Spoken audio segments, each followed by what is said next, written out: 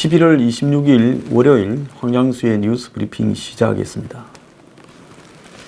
자, 어제 이 첫눈이 왔습니다. 첫눈이 왔는데 폭설이 왔습니다. 자, 이제 첫눈도 왔고 타계민이는 집에 가야 될 건데 안 간답니다. 그럼 이 사람들은 그냥 씨를 읊는다고 첫눈이 오면 보내주겠다고 집단에는 우아하게 표현한 모양인데요. 뭐 타계민이 안 가는 게 낫죠. 안 가야 빨리 쇼 더 하다가 더 빨리 망하겠죠. 자, 지금 그제죠.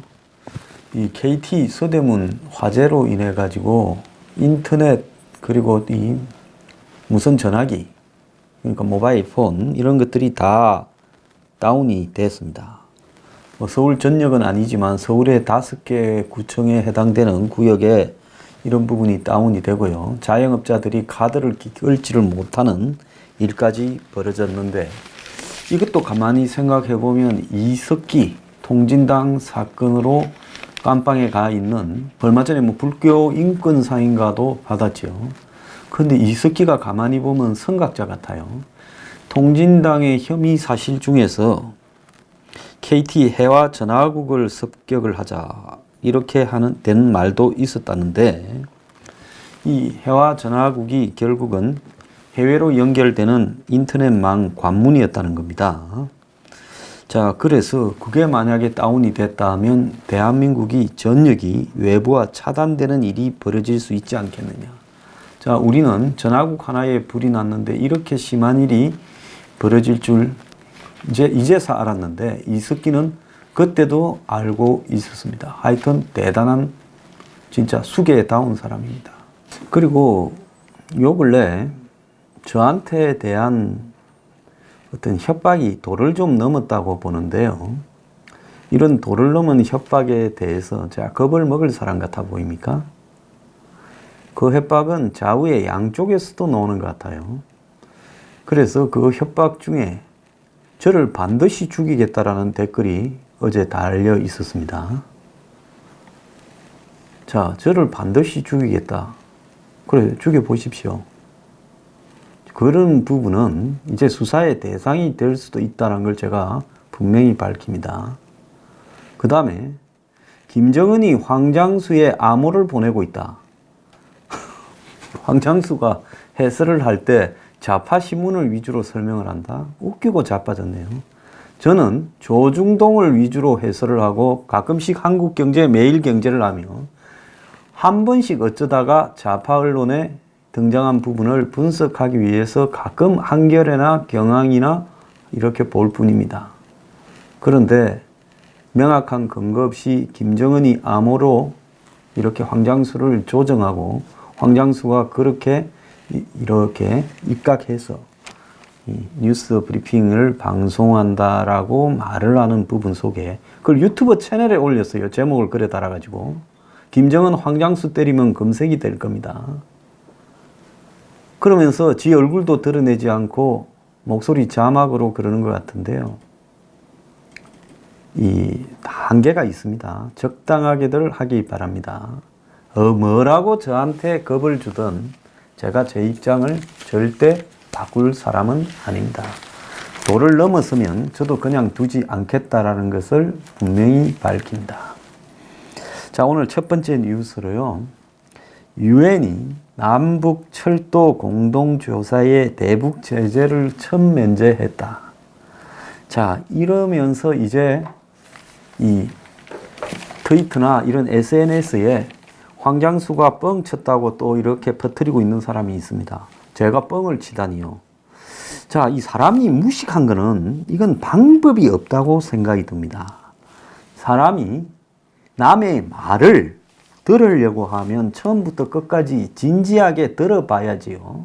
한 꼭지씨만 따가지고 적당하게 이렇게 퍼뜨리는 부분에서 그야말로 진짜 제 방송을 듣기나 하고 그럽니까? 그러면서 황장수가 철도 연결 안 된다 장담했는데 이제 되지 않았냐. 되기는 뭐가 돼요, 개뿔.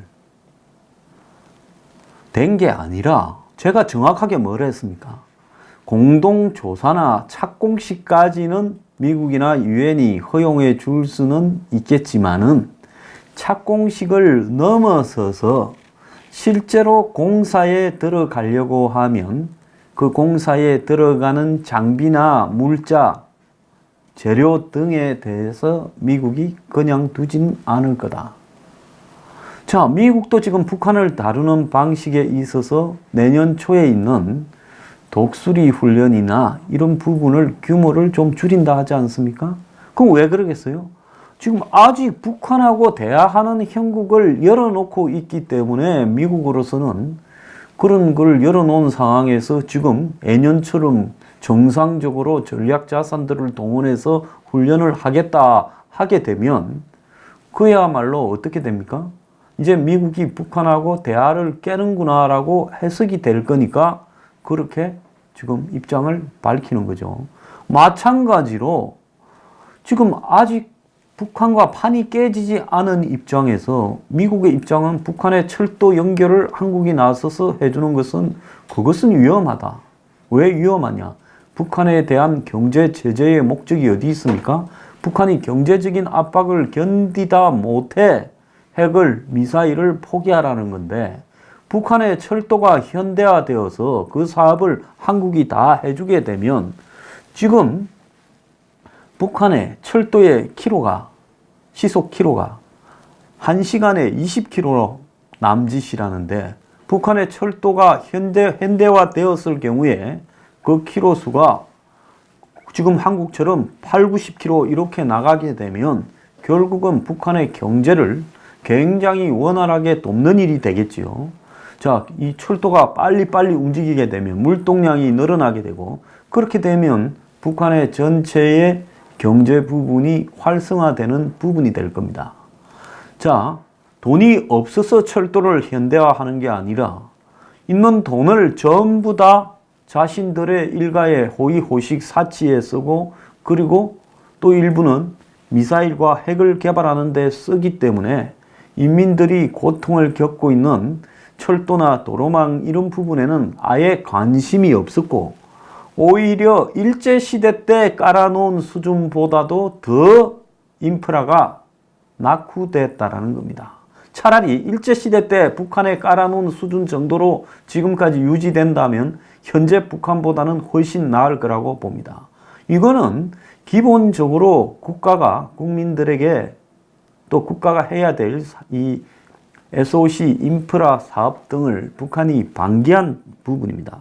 그런데 이런 부분을 하지 않는 국가를 두고 우리가 나서서 그걸 갖다가 해준다라는 것이 이게 말이 되는 거냐는 겁니다. 자, 이런 속에서 이제는 이 북한의 철도 연결 이런 부분들이 마치 유엔과 미국에 의해서 허가를 받아서 모든 것이 잘 돼 가는 모양인 양 청와대가 이야기를 하고 문파들이 그런 것들을 이야기를 하면서 그것이 실행되는 것과 그 다음에 북한의 조사를 하는 것, 철도 연결을 조사를 하는 것, 착공식을 하는 것은 완전히 별개의 문제다라는 것을 분명히 알아야 됩니다.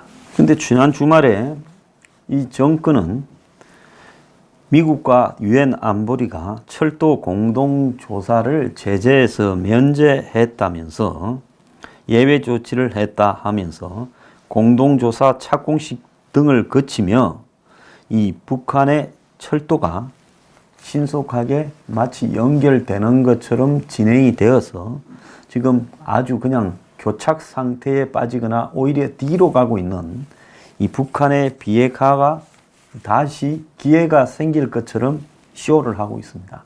그래서 또 그를 통해서 김정은이 서울을 방문할 수 있을 것처럼 이야기를 하고 있습니다.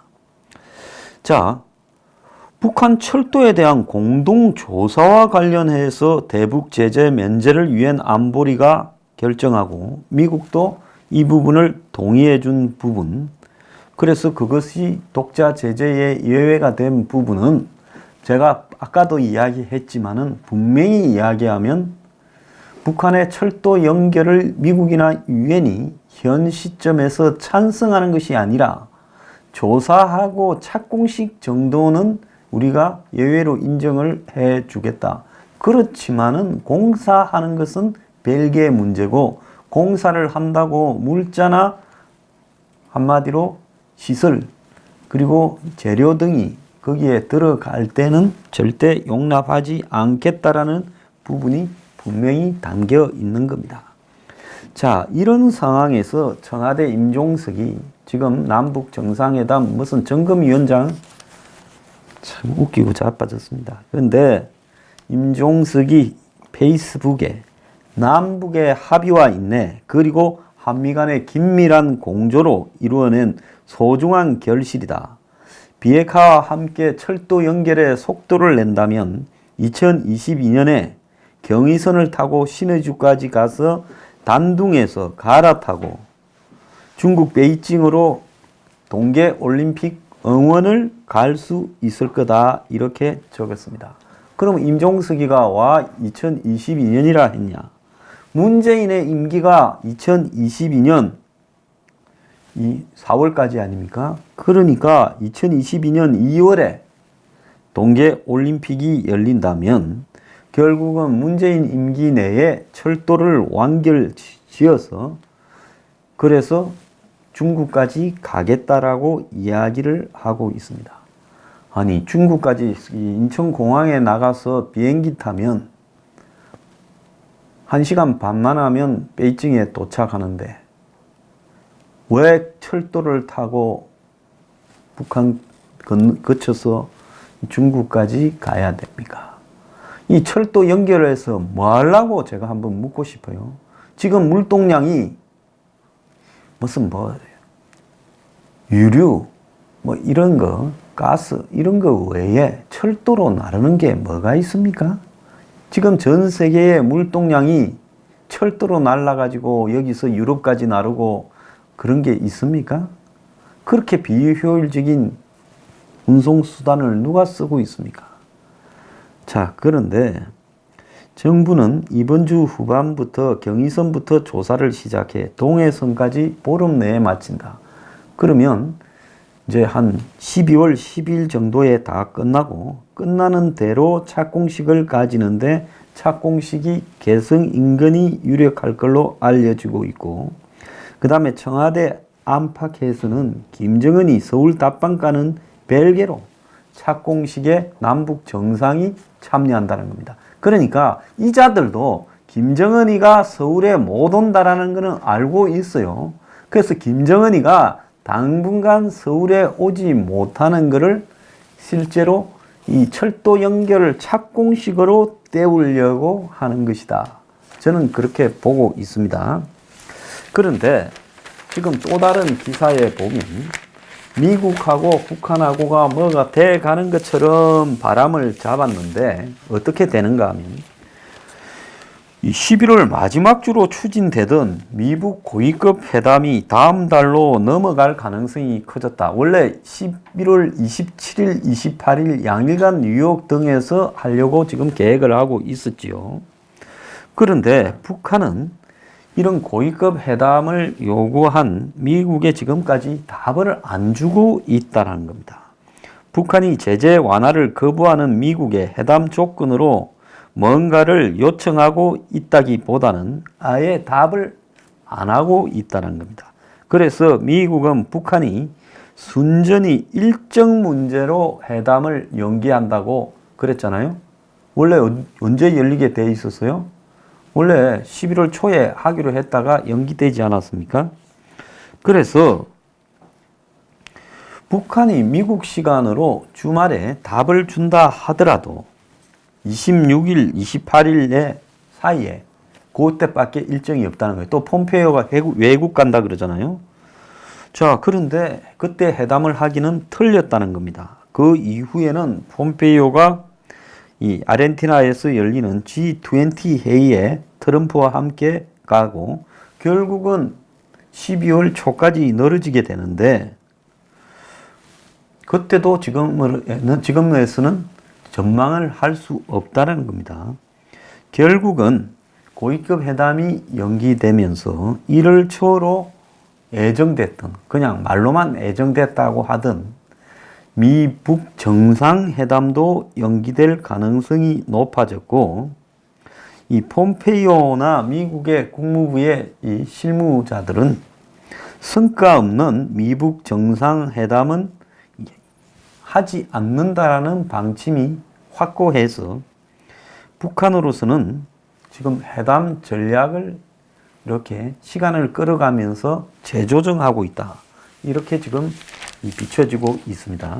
폼페이오 미 국무장관이 최근에 라디오 인터뷰를 통해 가지고 이 미 국무부가 한국과의 그 대북 제재 워킹그룹 회의를 하고 있는데, 이것은 근본적으로 남북 관계와 비핵화가 서로 조율이 되어서 가도록 하기 위한 장치다라고 말을 하면서 시간이 걸릴 거다. 북한의 비핵화 협상은 인내심을 가지고 추진하겠다면서 우리는 이 한미 간의 워킹 그룹이 비핵화와 같이 가야 된다라는 입장에서 하는 것이다.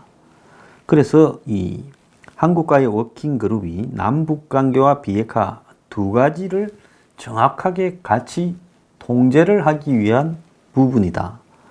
이렇게 말을 했습니다.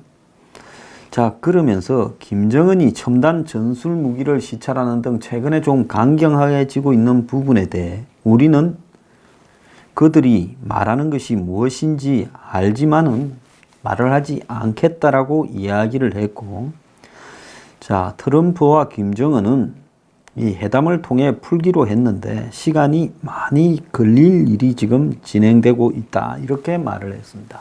그런데 미국에 정신 나간 인간들도 좀 있어요. 미국 싱크탱크 국가이익센터의 해리 카지아니스라는 이 국방연구국장이라는 친구는 트럼프 행정부가 종전선언과 비핵화를 맞바꾸는 빅딜에 나서라고 또 이야기를 했습니다.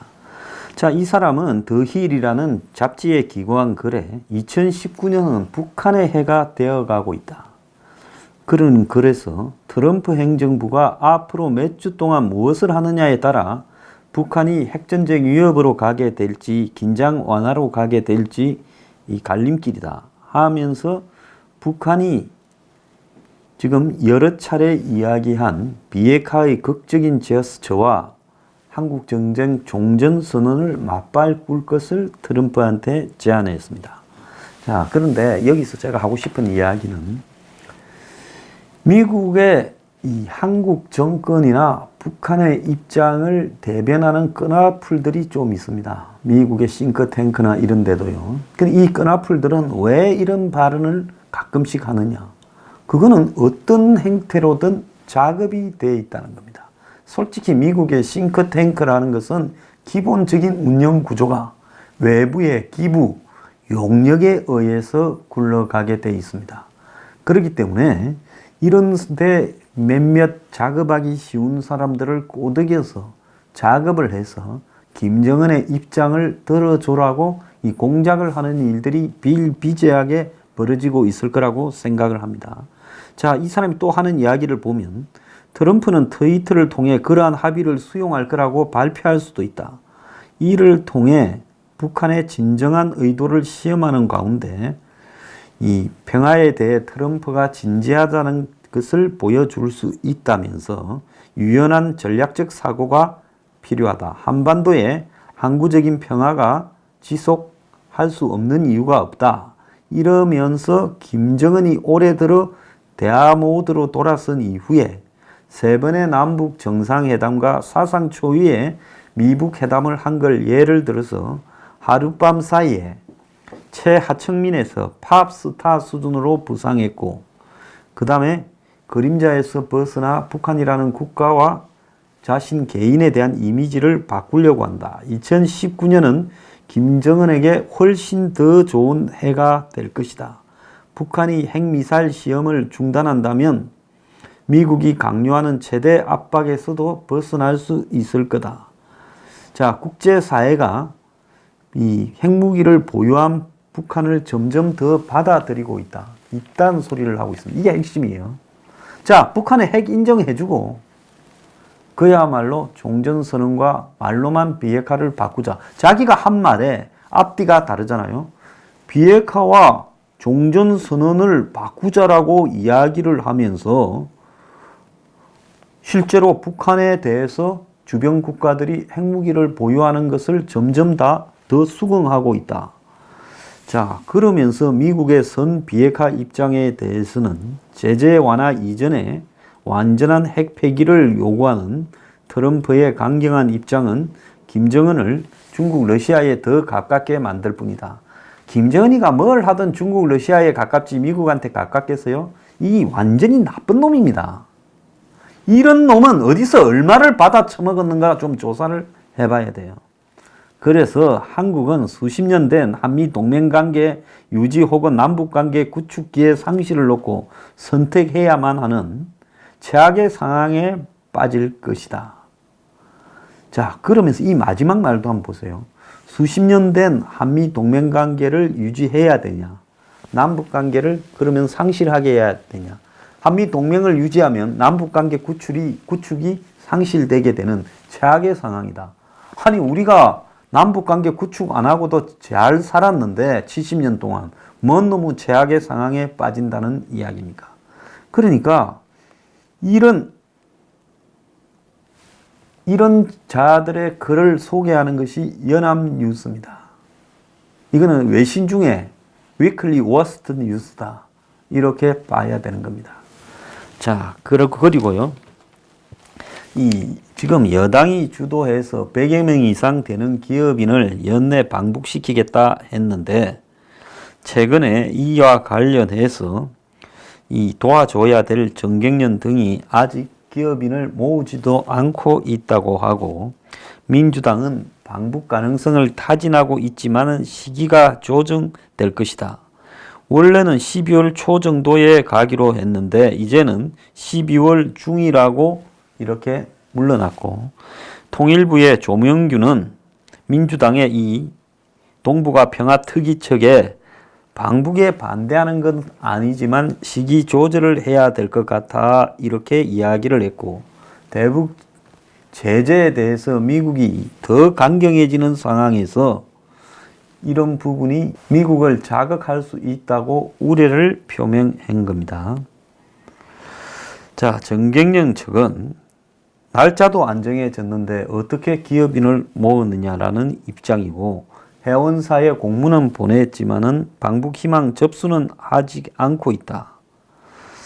자, 그래서 지금 이 방북은 무산될 거라고 보이고 있습니다. 철도가 착공되려면 북한의 비핵화가 진행이 되어야만이 철도 착공이 된다라고 이렇게 저는 생각을 합니다. 말로 가지고 그냥 조사하는 거나 말로 가지고 세레모니 하는 것은 미국이 막을 명분이 없기 때문에 불쾌하지만 너 마음대로 해라. 하지만은 실제로 공사를 망치 하나라도 박으면 그때는 알아서 해라. 이것이 미국의 입장입니다. 이런 부분을 가지고 마치 뭔가가 이렇게 되고 있는 것처럼 해서도 안 되고요. 지난 주말에 미국의 전문가들이 북한의 영변에서 핵물질이 추가적으로 생산되는 정황이 나타나고 있다. 북한이 플루토늄을, 핵 원료가 되는 플루토늄을 더 만들려고 하는 거 아니냐. 나아가서 그래서 영변의 핵시설은 꼭 사찰되어야 된다. 이런 입장까지 발표했습니다. 자, 철도 무슨 연결해서 큰 변화를 초래했고, 이것이 마치 남북관계가 잘 돼 가는 극적인 전기가 된 것처럼 쇼를 하고 자빠졌는데요. 되기는커녕 아무것도 바뀐 것도 없고 되어가고 있는 것도 없습니다.